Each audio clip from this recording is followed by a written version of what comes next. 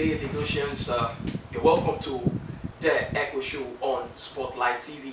I remain your host, Sam Paul, and today we'll be discussing an issue that has engulfed the human society and needs to be seriously addressed. But before then, I have these clips that I'm going to show you, which will picture and inform you on what you're about to discuss. Before then, stay tuned.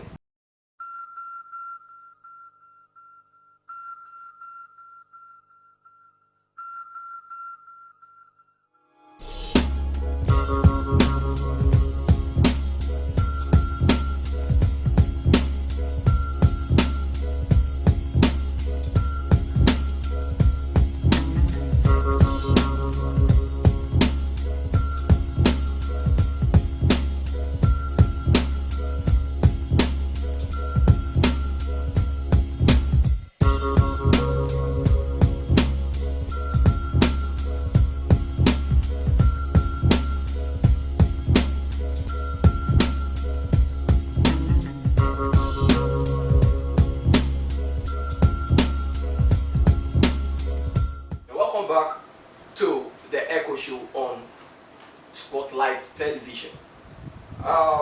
Today's discussion is about human violence, and before me I have on my left Mr. Abayomi Oloko,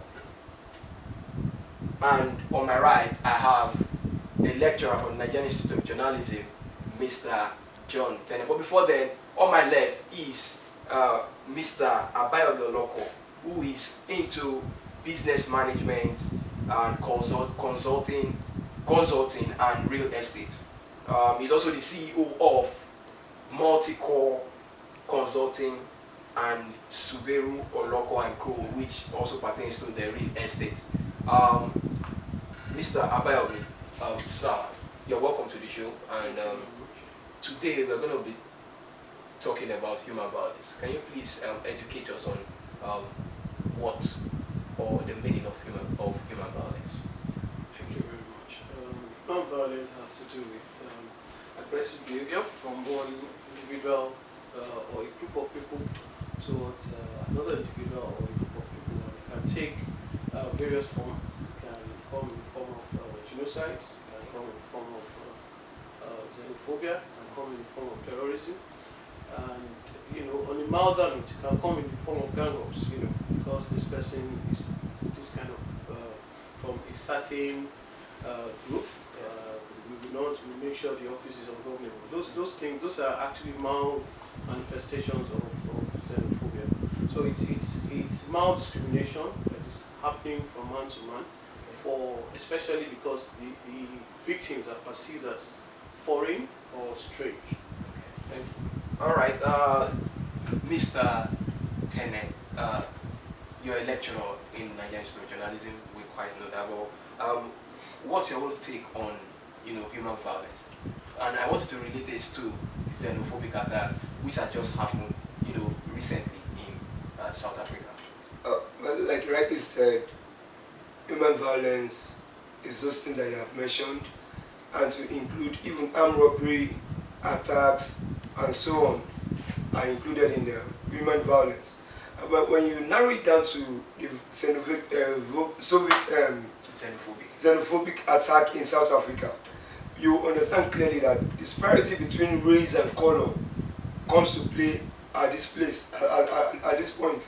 But one major thing we need to understand is that in the international system, they frown against genocide attack, discrimination against racial, discrimination against race, discrimination against a particular tribe or a group of individuals. And that is why we try, the international system is trying as much as possible to eradicate human violence at the macro and the macro level. Okay, you're talking about human violence now on the macro and micro level. So can you break that down? What that means that even at our local society in Nigeria, we can see different forms of attack that takes place between these smaller units, smaller groups. We have the minority in the Niger Delta. We have another form in the northeast as the the Boko Haram attack in the northeast, and also we have others in some neighboring African countries, in Niger, Chad, in southern part of Sudan, that is the Darfur part, and you see all this coming to play. You know, it speaks trouble to the region of Africa in particular. All right, going back to you, Mr.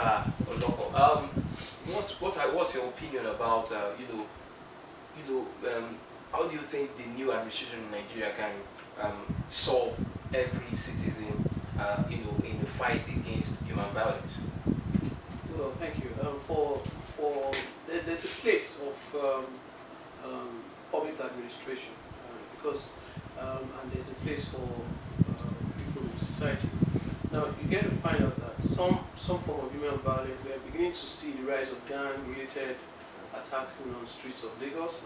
Those days, gang-related attacks was happening in the universities with the courts, but it's on the streets now. You have politicians from a particular orientation arming youths so that they can intimidate supporters of the opposition. And so, for me, there is a lot of cleansing that needs to be done, first of all, among the political elites. They need to be checked. The country is running on a free roll. It's like you have a car that doesn't have an engine, and then you have pushed it on the hill. So it is gravity that is actually rolling it. You find out that people have criminal records and they are holding public office. These are the challenges that we have. So for me, it's important that we go back to the drawing board.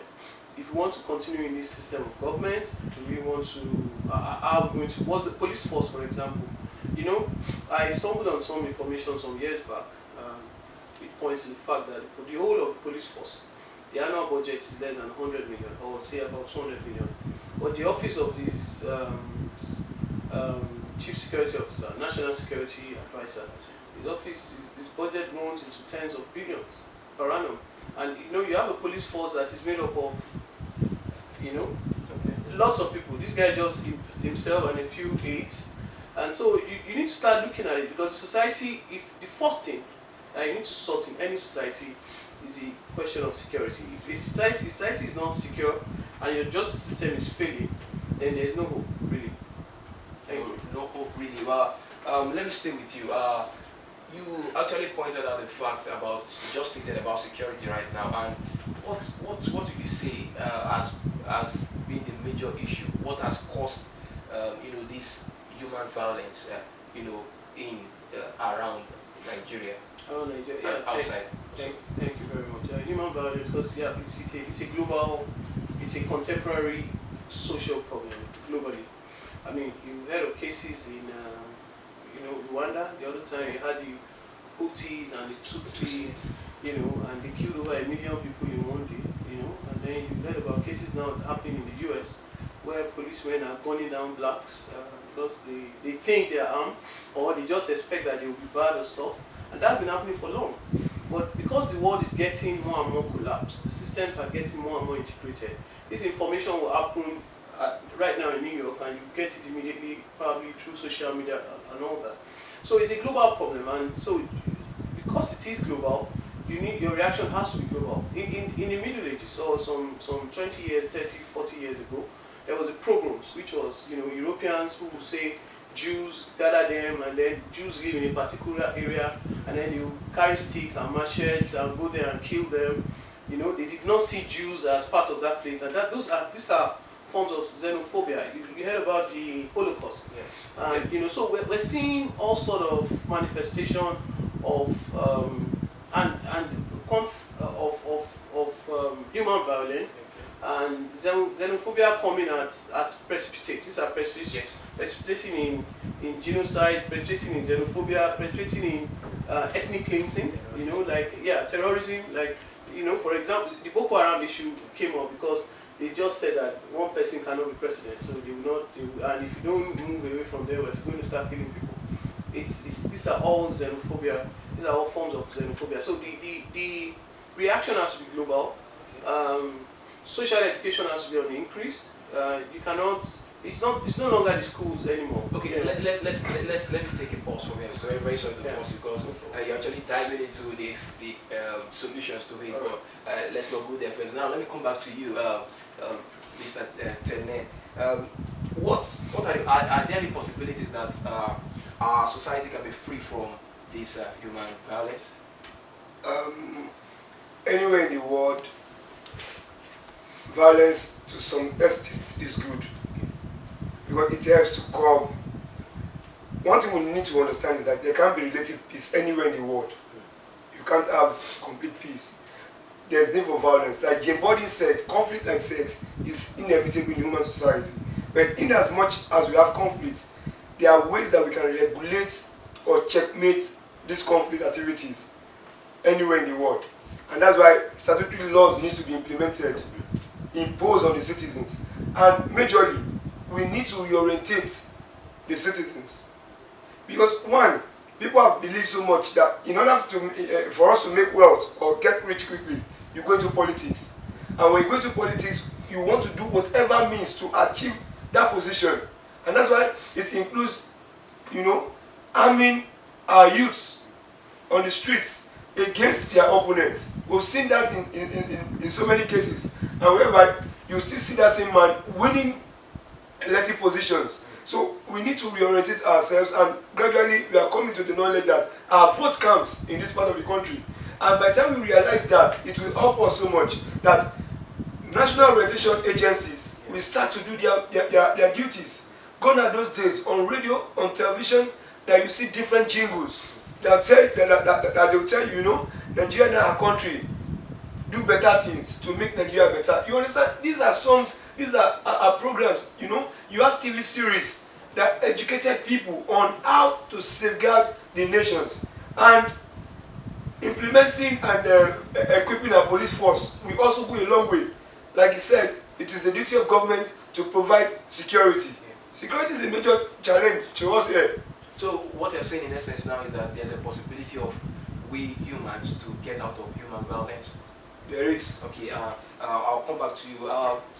Okay, let me show our viewers at home a picture of what we are actually talking about.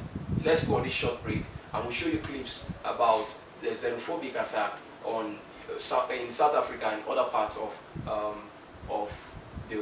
Africa that happened. We'll be right back.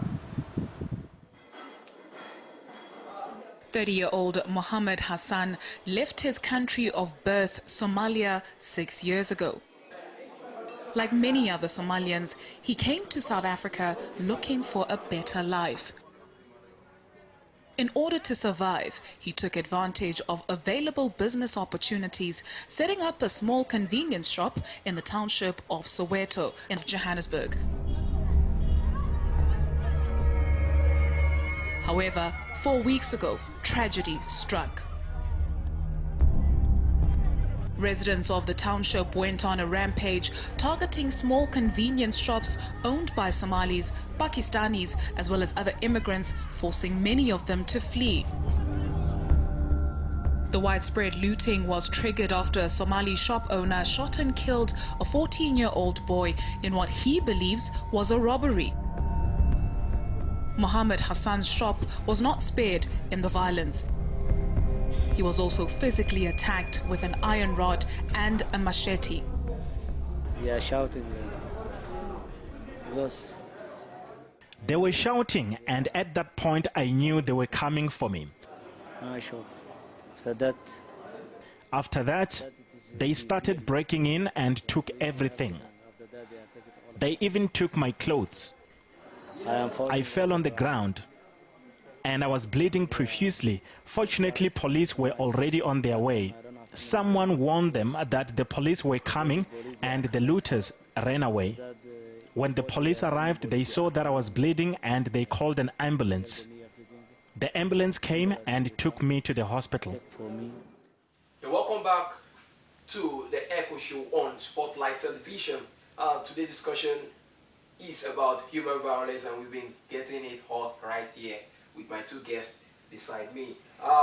We've just showed you clips of a xenophobic attack, and I hope you've gotten the picture and the message that we're trying to paint here. Prior to 1994, immigrants from elsewhere have faced discrimination and violence in South Africa, while in Nigeria, terrorism has taken effect on people living in the northeastern part of the country.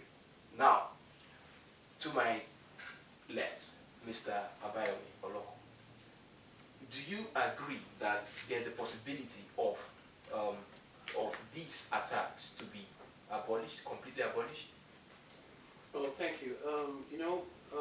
I'm coming from because I'm more of a security, I'm a core security expert, so we know that there is no society that you cannot eradicate all the ills in any society. It's not possible. But we talk about mitigation. For example, to mitigate issues like that, one, like he has mentioned earlier, you need to go on the TV and educate the people. Number two, there has to be proper orientation from the homes. Number three, the educational system has to accommodate scripts, materials that will be exposed to children early in their life, that will make them understand that there is no difference between you and this person, regardless of where he's from. And number four also, we also have to equip the police force adequately. They have to be adequately compensated, they have to have improved standards of living, they have to have equipment, they have to have, they have to be really, we need to establish a very professional police force. Now let me give you an example. Somebody, you know how these cases, we're all here, and you heard about the pension case, a man who took 600 and something billion, and in court he was asked to pay 750,000 fine. That's right. And he's gone free. 600 and something billion is in his pocket somewhere, And we heard of cases, former governors, police will arrest them, they will do plea bargain. The guy has stolen 100 billion. They will do plea bargain, he will return, they will say, okay, if you give us 700 million, you can go. You can go. I mean, those are, for me, the police force does not have the power. It's totally unconstitutional. You cannot bargain with a criminal who has stolen public funds. It's totally unheard of. No, Let me, I'm going somewhere. Okay. These are traits that show that we do not have a professional police force in place. Also, somebody steals a GSM phone and you sentence him to 70 years in prison. That's miscarriage of justice. There is miscarriage of justice. So we need to look at, first, apart from actually orientation of the police force, the justice system has to work. It has to work. So what we've seen is cases where you appear in courts and this guy has stolen a lot of money, and then the lawyer will go and make arrangements, how much should they give X, Y, Z, and as long as he can part with some of the money, the judgment will be skewed seriously in his favor. And it will look as if crime is not punishable. And once you have examples like that, because the high-profile cases are everywhere in the world, not just in our society. Once you have cases like that going in FIFA right now, like FIFA president. Exactly. No, I mean, we're talking of the ones local, for the people, the public administrators, the politicians. Okay. And so when you have cases like that, so I will say, okay, good. When I get there tomorrow, I can also steal 100 billion now. And then because there is what we call, you refer to history, saying, okay, it happened, so how did they decide this one?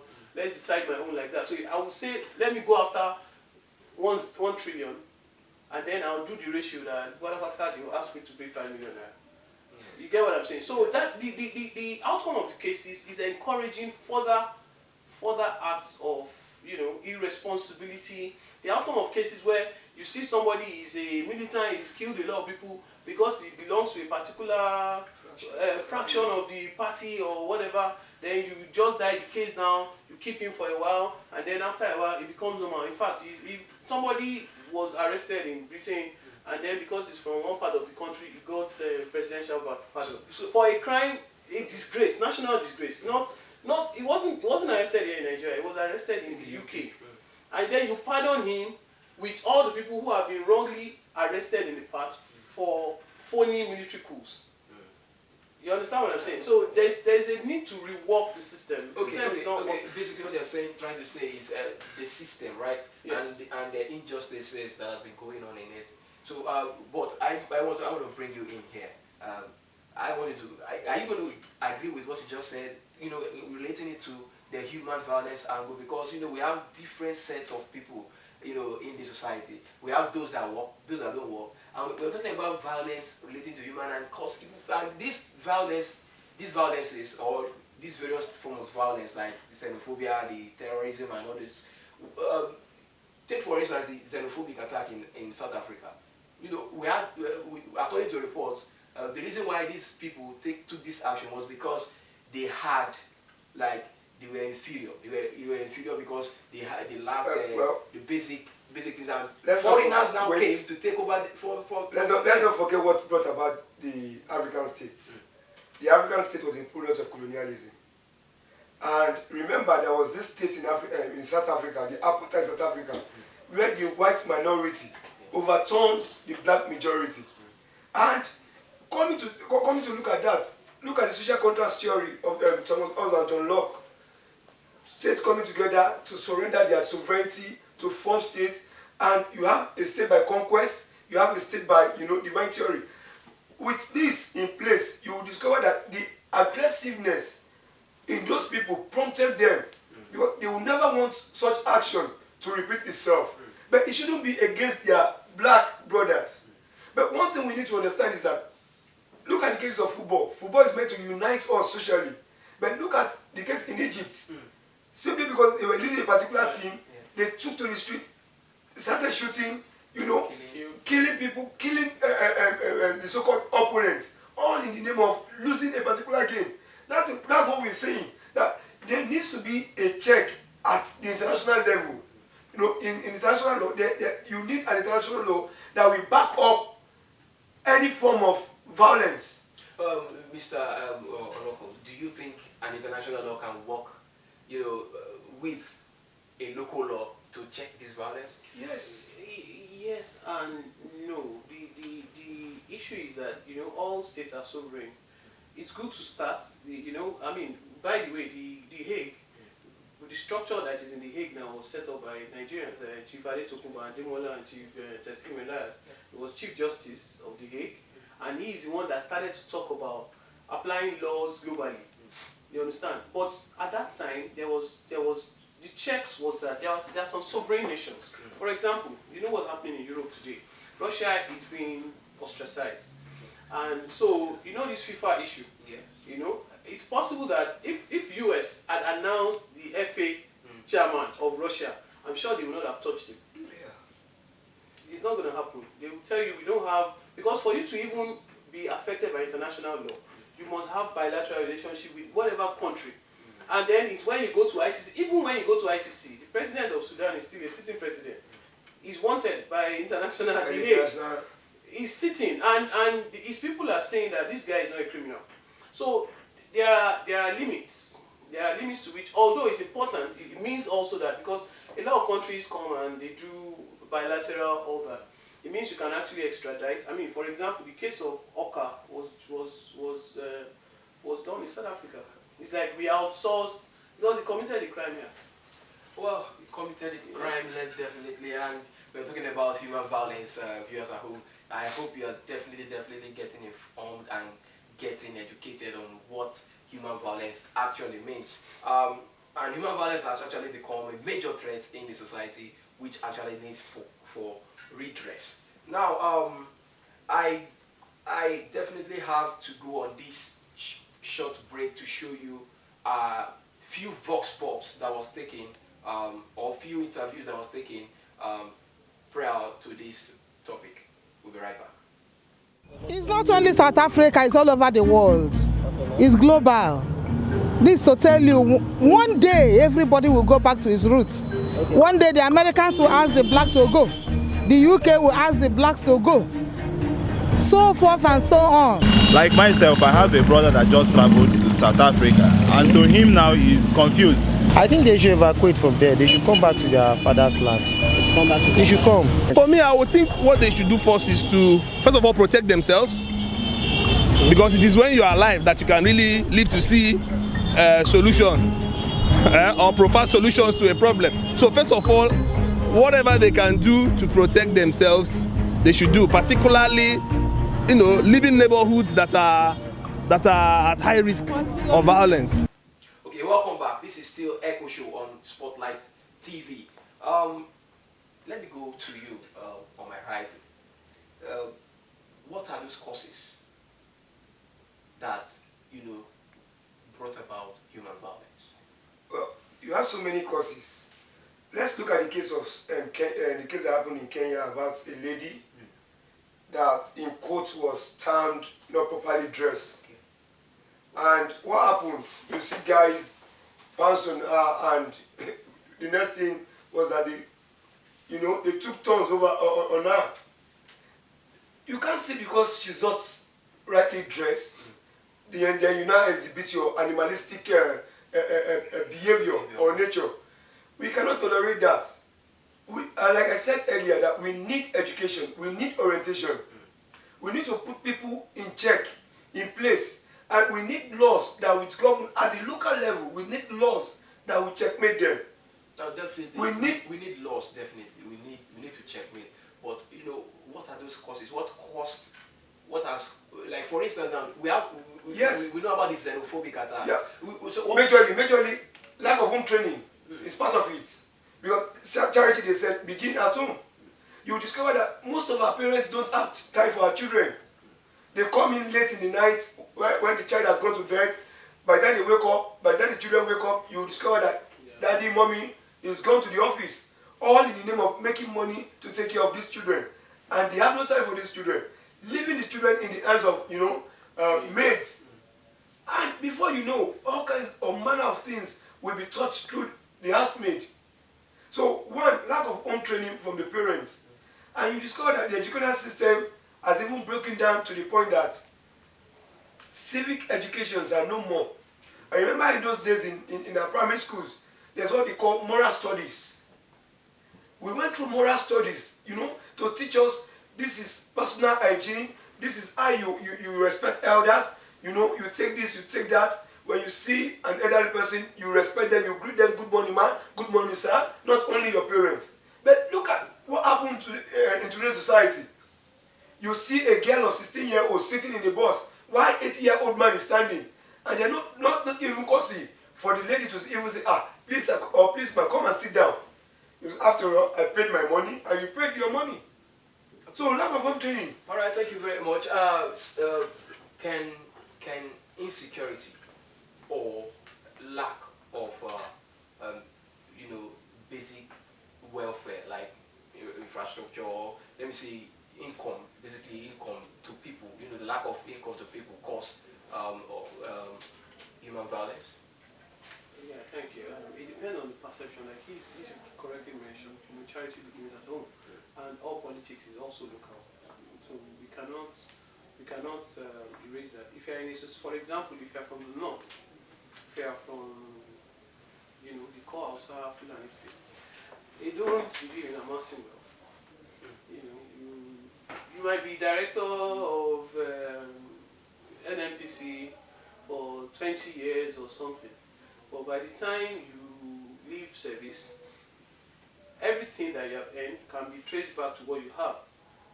You get what I'm saying? You won't have funny money that you cannot defend. So it depends on the like he said, the kind of home training. Now again, we are being bombarded by Western ideology.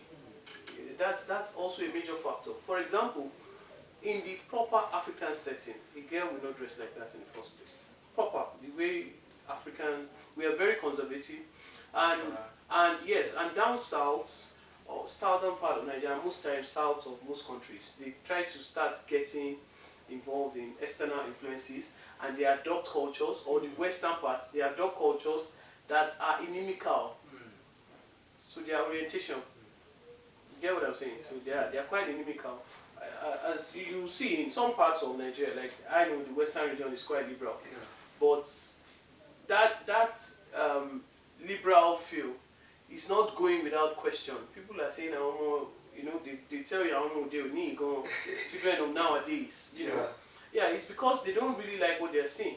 And what's happening is that we're dumping a very rich, viral culture and tradition for something that is, as we say these days, wash. Is wash.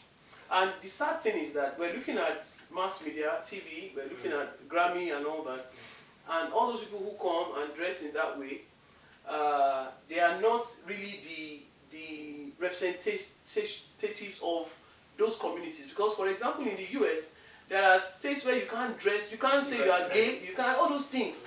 They will not agree.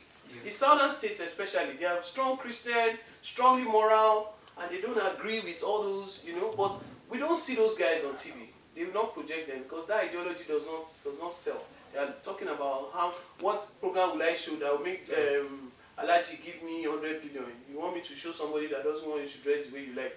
Everybody will just hiss and turn away. Yes. So we need to start looking at, there's something wrong along the line that we need to put correctly, and it's orientation, basically orientation. And I keep saying the police force has to be reoriented, especially for the society. The police has to be a professional police.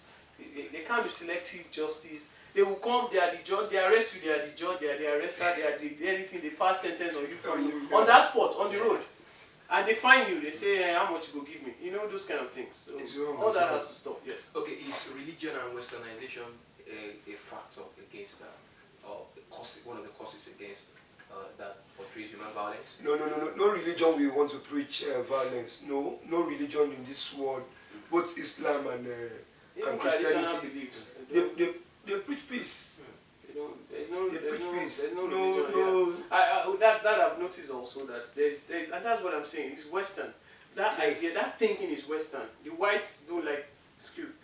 Excuse me. The West are afraid or are xenophobic against a particular religion, because in that religion, the religion tells you what to do when somebody knocks your door, what to do when you want to collect something from somebody, what to do before you greet somebody. It's quite detailed. So when they bring their culture, they can't penetrate this religion. So they start to say people in this religion are evil.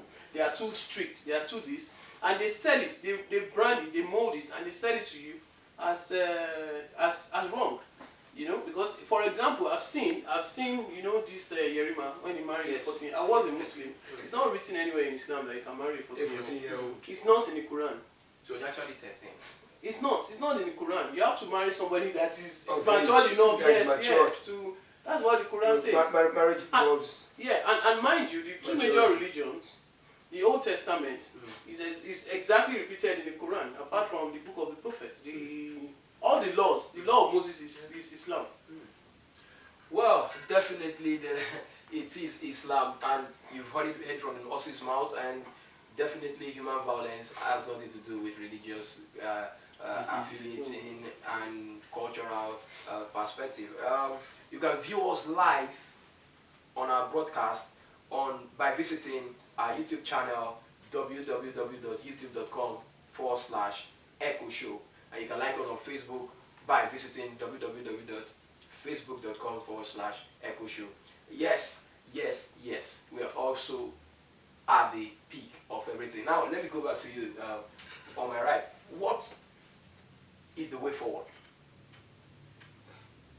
The way forward is providing adequate security,